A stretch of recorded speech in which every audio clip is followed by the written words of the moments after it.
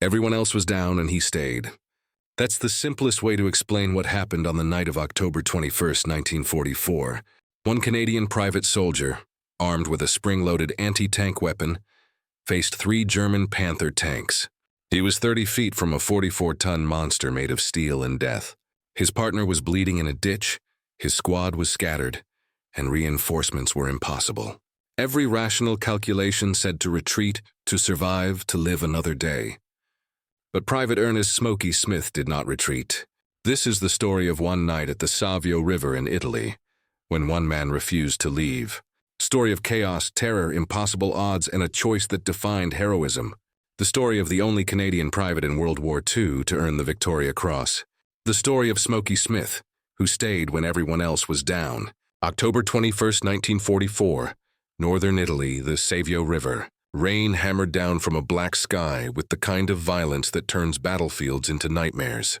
The Savio River, normally a modest waterway in the Italian countryside, had become a raging torrent. Torrential rain had caused the water to rise 6 feet in just 5 hours. The banks were soft mud, vertical and unstable, impossible to bridge, which meant no tanks could cross, no anti-tank guns could be brought over to support the infantry. The Seaforth Highlanders of Canada had been ordered to establish a bridgehead on the German side of the river. They were the spearhead of a Canadian infantry brigade attack, the tip of the spear. They crossed that swollen river in the middle of the night during a storm that should have made the operation impossible. The Germans, thinking no one would be insane enough to attack in these conditions, were caught off guard.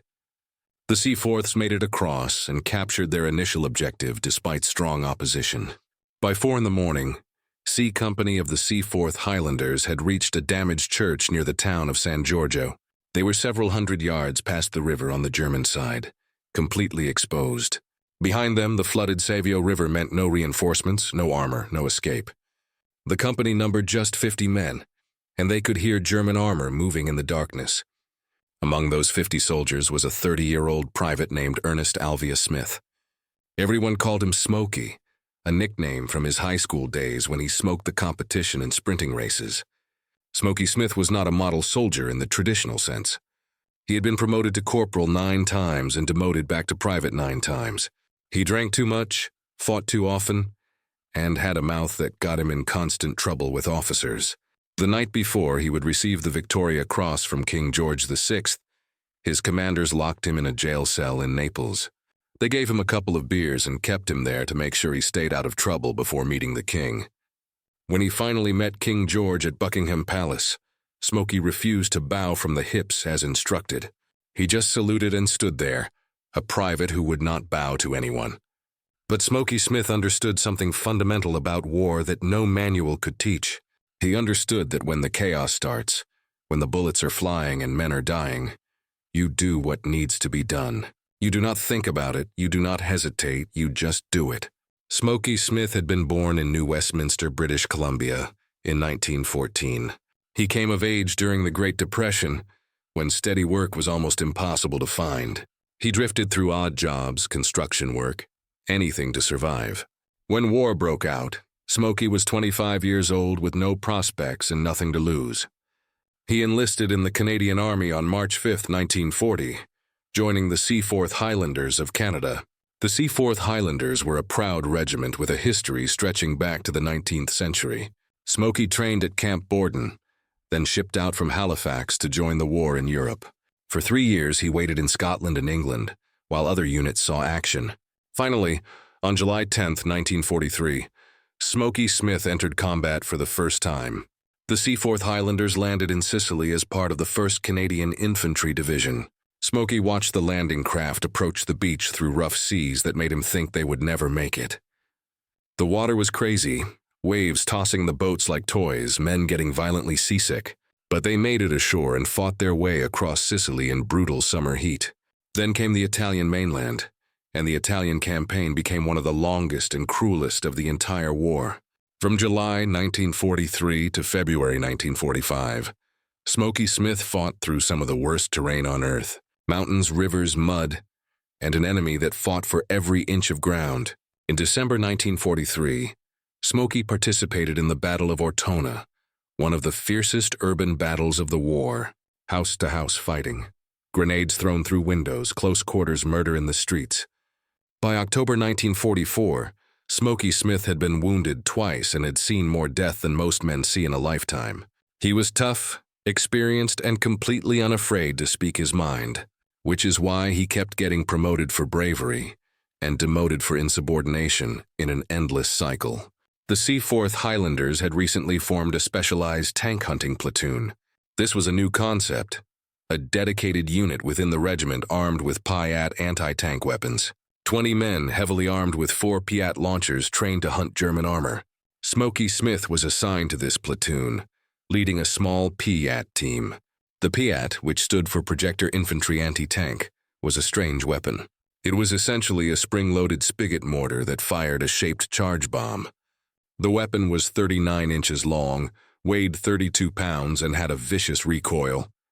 To cock it, you had to use your entire body weight to compress a massive spring. It was accurate to about 115 yards in a direct fire roll. Compared to German Panzerfausts or American bazookas, the Piat was awkward and difficult, but it had one huge advantage. It produced no backblast that would reveal the shooter's position, and its shaped charge could penetrate the armor of any German tank if fired from close enough range. The key words being close enough, which usually meant suicidally close. On the night of October 21st, Smokey Smith and his Piat team were part of C Company's advance. Sergeant Keith Thompson commanded the tank hunting platoon and deployed his men carefully. They had reached the Cesena-Ravenna road near a badly damaged church. Thompson had his men lay a string of No. 75 Hawkins anti-tank mines across the road. He camouflaged them carefully, then positioned his Piat teams in ditches alongside the road. They were setting up an ambush for any German armor that tried to use the road. The rest of C Company dug in around the church, waiting for dawn. The rain continued to pound down. Visibility was almost zero, and everyone was soaked to the bone. Around 4:30 in the morning, they heard the sound every infantryman dreads. Tank engines, multiple vehicles moving toward their position in the darkness. The Germans were counterattacking, and they were coming in force. What happened next was later described by a German staff officer as quite a mess. A small Volkswagen staff car came down the road first, somehow avoiding the mines. A Seaforth soldier with a Piat fired at point-blank range. The shaped charge hit the car dead center. The driver was torn in half. The vehicle rolled into a ditch. A German officer climbed out of the wreckage and started yelling orders. He did not last long. A burst of gunfire cut him down. Then the real enemy arrived, a column from the 26th Panzer Division. 3 Mark V Panther tanks, 2 self-propelled guns, and about 30 infantry soldiers. The Germans were retreating from Cesena and expected a clear run down the road. Instead, they drove straight into the Seaforth ambush. One of the Hawkins mines exploded under a self-propelled gun, immobilizing it. The disabled vehicle blocked the road, smoke and fire lighting up the darkness. Behind it, a Panther tank stopped, its commander trying to assess the situation. This was the moment Smokey Smith had been waiting for. Smokey had positioned his Piat team across the road from the main ambush position. He had 3 men with him.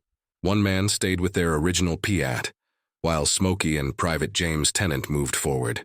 Tennant and Smith were described as thick as thieves, close friends who trusted each other completely. They crossed the road in the darkness and grabbed a second Piat from an abandoned position. Almost immediately, the Panther tank spotted them. A Panther tank was one of the most feared weapons in the German arsenal. It weighed 44 tons with sloped armor that could deflect most Allied tank rounds. Its 75mm gun could kill a Sherman tank from over a mile away. It had 2 machine guns, an MG-34 coaxially mounted and another in the hull. German infantry rode on the back of the tank, using it as both transportation and mobile cover. When the Panther's machine guns opened fire, the sound was like ripping cloth amplified 1,000 times. Tracer rounds lit up the night, bullets chopping up the ground around Smokey and Tennant. German soldiers on the tank threw stick grenades toward the Canadian positions. Shrapnel from an exploding grenade tore into Private Tennant's shoulder and arm. He went down hard, blood soaking through his uniform, unable to fight. Smokey Smith was now alone, 30 feet from a Panther tank.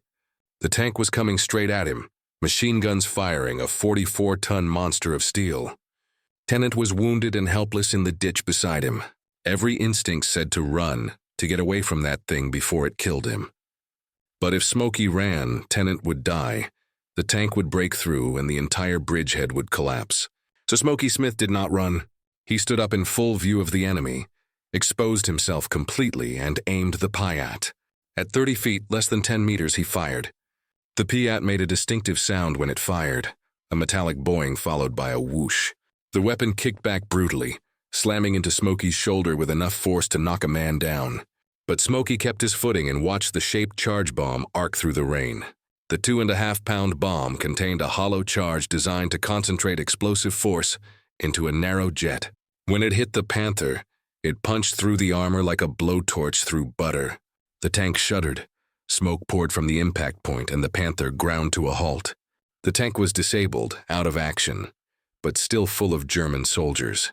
10 German Panzer Grenadiers jumped off the back of the stricken tank. They hit the ground running, MP-40 submachine guns blazing, stick grenades in their hands. 10 trained German infantry soldiers charging straight at Smokey Smith. They were 25 to 30 feet away, close enough to see their faces in the muzzle flashes. The Germans expected Smokey to run or hide or die. Instead, Smokey Smith dropped the Piat, grabbed his Thompson submachine gun, and stepped into the middle of the road. He did this deliberately to draw fire away from Tennant, who was wounded and helpless. If the Germans focused on Smokey, they might not see Tennant bleeding in the ditch. Smokey opened fire with the Thompson at point-blank range. The Thompson submachine gun, called the Tommy gun, was a beautiful weapon for close combat. It fired .45 caliber rounds from a stick magazine or drum, heavy bullets that hit like hammers. At close range, a burst from a Thompson could cut a man in half. Smokey Smith fired controlled bursts into the charging Germans. 4 Panzer Grenadiers went down, dead before they hit the ground.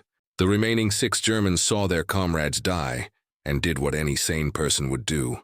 They turned and ran back toward their own lines, terror overcoming training. For a moment, there was relative quiet, just the sound of rain and the wounded Panther's engine idling. Then a second Panther tank opened fire from further down the road. The 75mm gun fired high explosive rounds that detonated in massive orange flashes. Shrapnel screamed through the air, trees exploded into splinters, the ground erupted. More German infantry advanced across the fields toward Smokey's position. They were moving tactically, using cover, firing, and maneuvering. Smokey Smith was now the only thing standing between those Germans and the Canadian bridgehead. He could not retreat because Tennant was still in the ditch losing blood. He could not call for help because there was no help to call. The only Canadian reinforcements were on the wrong side of a flooded river. So Smokey Smith did the only thing he could do. He fought. He scrambled through the ditches looking for ammunition. He found abandoned Thompson magazines from other soldiers who had fallen back. He grabbed every magazine he could find and stuffed them into his webbing. Then he moved back to his position beside the road and waited. The German infantry came closer, shadowy figures moving through the rain. Smokey let them get close, then opened fire with controlled bursts. He fired and moved, making the Germans think they were facing multiple defenders. He shouted as if giving orders to other soldiers, creating the illusion of a larger force. The Germans, unable to see clearly in the darkness and rain, hesitated. They had already lost men to this position. They did not know how many Canadians were out there. A third Panther tank tried to maneuver around the disabled vehicles. It attempted to squeeze past the burning self-propelled gun that was blocking the road. The road was narrow, the ground was soft mud, and the tank slipped. It slid sideways into a water-filled ditch and became stuck. Another Piat team from the C4th Tank Hunting Platoon hit it with a shaped charge. The Panther started burning, flames lighting up the entire area. The German crew bailed out. 2 were shot as they emerged. The others fled into the night. Other German vehicles tried to bypass the ambush by cutting across country past the church. A half-track self-propelled gun attempted this maneuver and was knocked out by another Piat team. The second Panther, the one that had been shelling Smokey's position, tried to retreat. It backed up hastily and also became stuck in the soft ground. The German infantry advance faltered as they realized the counterattack was falling apart. They had lost multiple tanks. Their officers were dead, and they could not break through. Slowly, then faster, the Germans began to withdraw. They pulled back into the darkness, leaving their burning vehicles behind. Smokey Smith stood in the rain, breathing hard, his Thompson empty. He had been fighting alone for over an hour, one man against tanks and infantry. But the fight was not over yet. Private Tennant was still in the ditch, still bleeding, still in danger. A German tank was still firing sporadically from a longer range, shells exploding randomly. Smokey Smith, showing what his Victoria Cross citation called utter contempt for enemy fire, moved to help his friend. He grabbed Tennant under the arms and dragged him toward the church. Shells were still exploding. Machine gun fire still rattled in the distance. Smokey hauled Tennant across open ground to the shelter of the damaged church building. He got him to the battalion medical staff, who started treating the shoulder and arm wounds. Tennant would survive. He would go home. He would live because Smokey Smith refused to leave him. With Tennant safe, Smokey Smith grabbed another Piat and went back to his position. He returned to the roadside and waited in case the Germans attacked again. He stayed there alone, soaked, exhausted, ready to fight. The Germans did not come back. They had driven into what they thought would be an easy retreat route. Instead, they found a carefully prepared ambush defended by men who refused to break. The German commanders, looking at the wreckage of their armored column, decided the position was too strong. They pulled back and found another route. As dawn broke over the Savio River, the scale of the Canadian victory became clear. 3 Panther tanks destroyed, 2 self-propelled guns knocked out, a half-track destroyed, a scout car wrecked, a staff vehicle obliterated. Dozens of German soldiers killed, wounded, or captured. The Canadian bridgehead across the Savio River held firm, and at the center of it all was one private soldier named Smokey Smith. Sergeant Keith Thompson, who commanded the tank hunting platoon, wrote up the action report. He made special note of Smokey Smith's actions: the disabled tank, the German infantry killed, the wounded comrades saved. Thompson knew what he had witnessed, something that went beyond ordinary courage. The report went up the chain of command, and it kept going up. Company commander, battalion commander, brigade commander, division commander, everyone who read it understood that this was Victoria Cross territory. The Victoria Cross is the Commonwealth's highest award for valor. It was created by Queen Victoria in 1856 and is awarded for the most conspicuous bravery. The medal itself is bronze, cast from the cannons captured during the Crimean War. It bears the simple inscription, "For valor and nothing more." Since 1856, only 1,358 Victoria Crosses have been awarded. 94 went to Canadians. Of those 94, only 3 were awarded to privates. Smokey Smith was the only Canadian private to receive the Victoria Cross in World War II. His official citation was published in the London Gazette on January 11, 1945. It described his actions in formal military language that could not hide the raw courage. The citation described how Smith exposed himself to heavy fire from 3 enemy tanks at 30 feet range, how he put the leading tank out of action, then engaged the enemy infantry with his submachine gun, how he killed 4 and drove the remainder back, all while protecting his wounded comrade. The citation used specific language that military historians note is reserved for only the most extraordinary actions. It stated that Smith saved his comrade's life and the lives of his company commander and signaler. It said his coolness and courage at a moment when the company was practically out of anti-tank ammunition. Concluded with the phrase, "utter contempt for enemy fire," which appears rarely in Victoria Cross citations. When Smokey Smith learned he was receiving the Victoria Cross, his reaction was typical.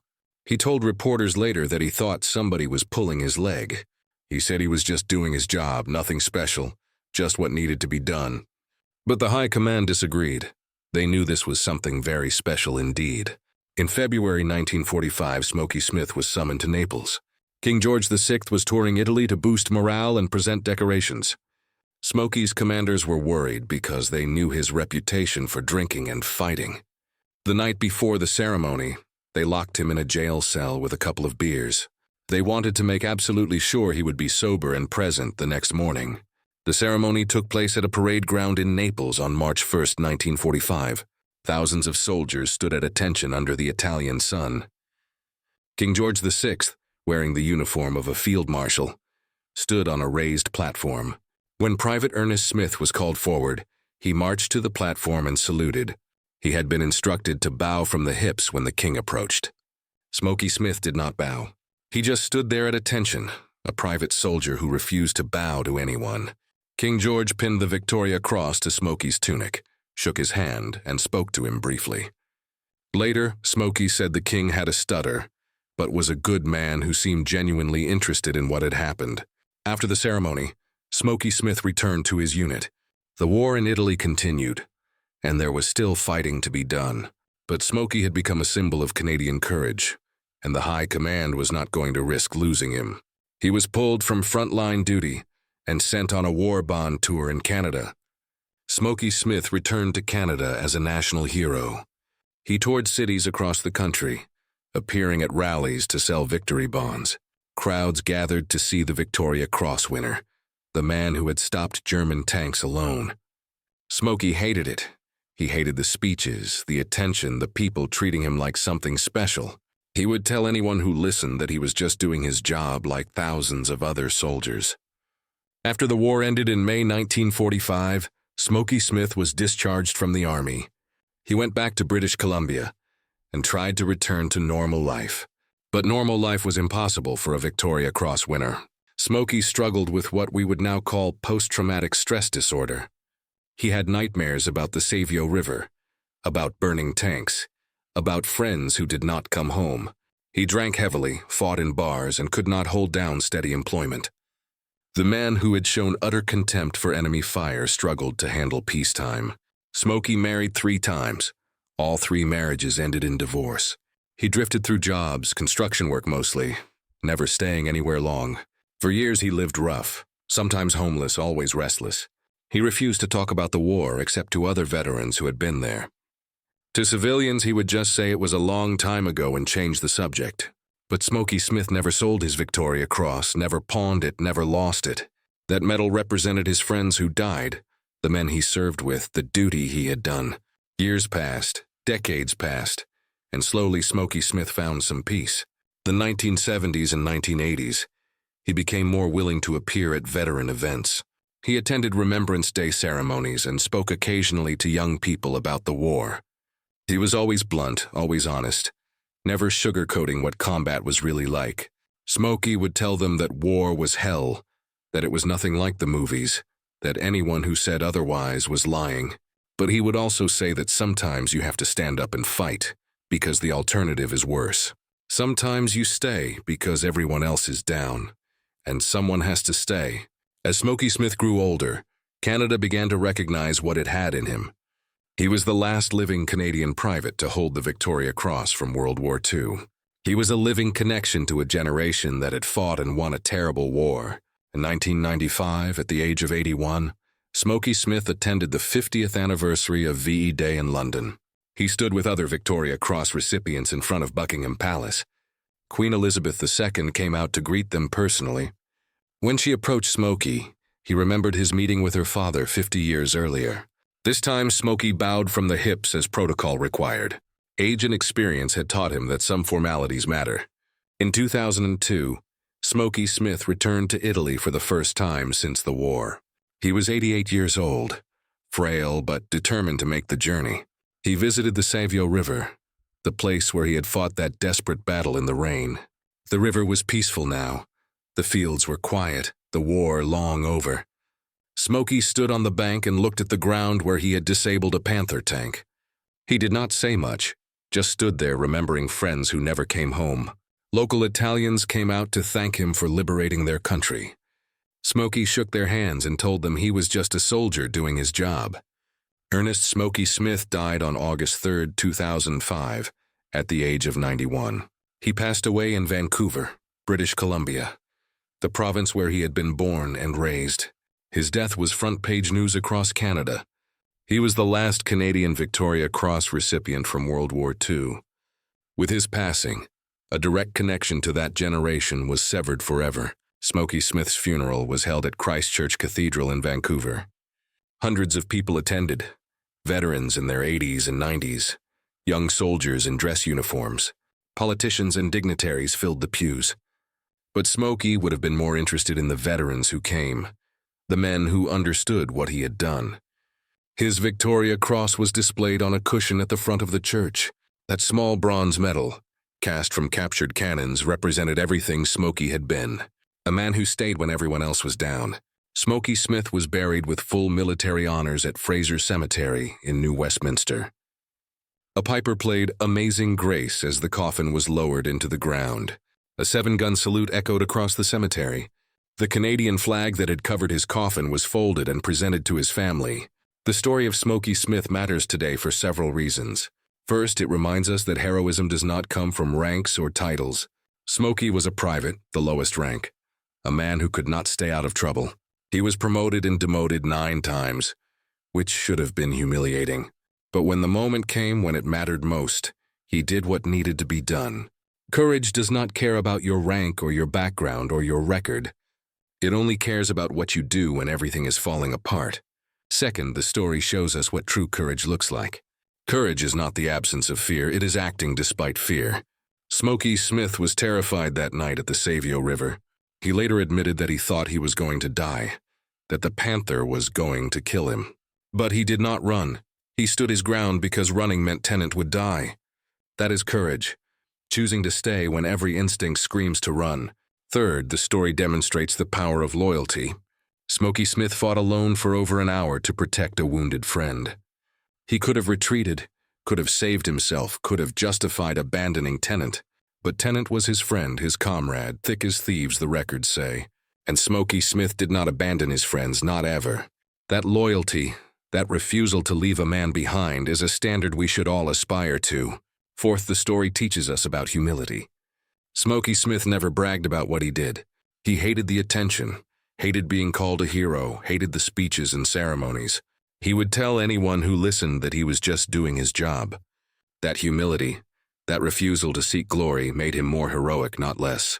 True heroes do not seek recognition. They simply do what needs to be done. Finally, Smokey Smith's story reminds us that heroes are human.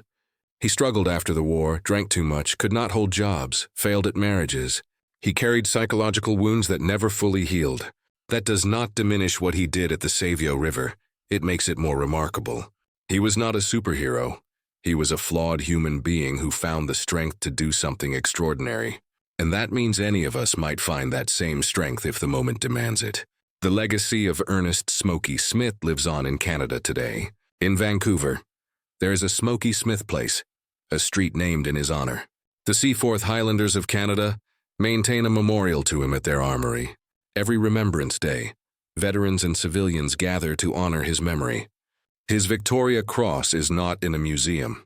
It is held by his family as he wished. Military historians study the action at the Savio River in staff colleges. It is taught as an example of small unit leadership, individual initiative, and extraordinary courage. The tactical lessons are still relevant today. How one determined soldier can hold a position. How anti-tank weapons can defeat armor if used correctly. How the will to fight matters more than numbers or equipment. But beyond the tactical lessons, Smokey Smith's story resonates because it is fundamentally human. It is about a choice made in darkness and rain and terror. A choice to stay when leaving would have been understandable and justified. A choice to fight when surrender or retreat seemed like the only rational options. A choice to protect a friend even if it meant dying yourself. That night at the Savio River, everything went wrong. The plan fell apart, the support could not arrive, and the enemy was overwhelming. Private Tennant was wounded. The Piat team was scattered and German tanks were 30 feet away. Everyone else was down and Smokey Smith stayed. He stayed because leaving was not an option he could live with. He stayed because his friend was bleeding and could not be moved. He stayed because someone had to, and there was no one else. That is the essence of heroism. Staying when everyone else is down. Doing what needs to be done even when you are terrified. Refusing to abandon your principles or your friends no matter the cost. Ernest Smokey Smith was not perfect. He was not a saint, he was not superhuman. He was a private soldier who drank too much and fought too often, and could not follow stupid rules. But when the moment came when it truly mattered, he was exactly what was needed. He was a man who stayed. Everyone else was down and he stayed.